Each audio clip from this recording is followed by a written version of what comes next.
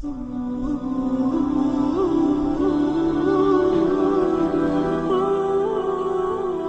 of the most important works of the medievals was the Boethius book, The Consolation of Philosophy.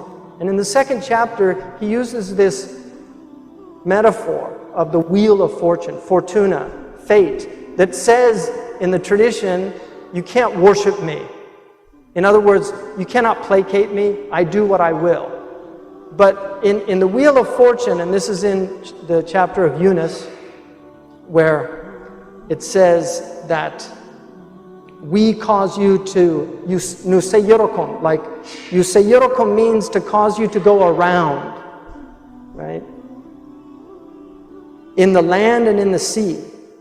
And when you're in a ship and a good wind comes, everybody rejoices and is happy.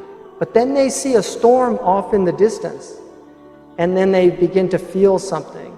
And then the waves begin to pile up. And until they think that they're going to be destroyed. And they call on God in absolute sincerity, oh, just save us from this and we will be grateful. Right? This is the bargain with God when troubles happen. A lot of people do this, by the way. It's a very common event. But in the Wheel of Fortune, you had regno, which was I rule. And joy was the emotion associated with that. So farihu biha, it says in the Quran, they rejoiced in this. And then you have regnave at 3 o'clock, which is I used to rule. Right? So they're on their way down. And the appropriate response for that is fear. And then you have the 6 o'clock, which is I used to rule. And then you have the 9 o'clock, which is regnabo, I shall rule. So it's this hope. Part of the purpose of these medieval people, and they understood this, was to get into the hub so that the wheel no longer affected you, to enter into the hub, the eye of the hurricane, so that the world and all of its vicissitudes and calamities and all of these hardships that happen in the world, that you're in this center of stillness. And that stillness, according to our tradition, can only come from the remembrance of God.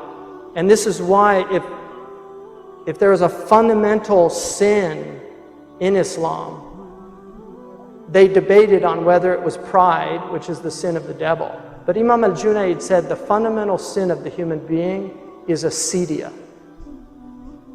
It's his distractibility. And boredom. Kierkegaard says once God is removed, people are left with boredom. And so they will pursue all these pursuits, what they called the early Christian desert fathers called the noonday devil. And when you read the descriptions of how the noonday devil afflicts them, you see that they're distracted and looking at the window, and see, like now, people looking on their cell phones. I was on the airplane 2 days ago, and I was sitting next to a man that was furious that the internet wasn't working, and said, how dare they advertise? I can't be off this thing for more than 15 minutes. And the whole flight, he was so agitated, like just moving, and this is what they call acedia, sloth, spiritual. It's a spiritual sickness, and it has afflicted our civilization to the utmost degree.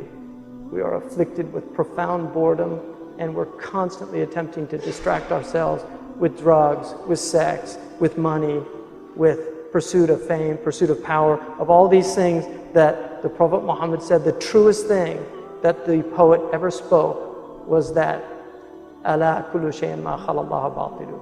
Everything other than Allah is vanity.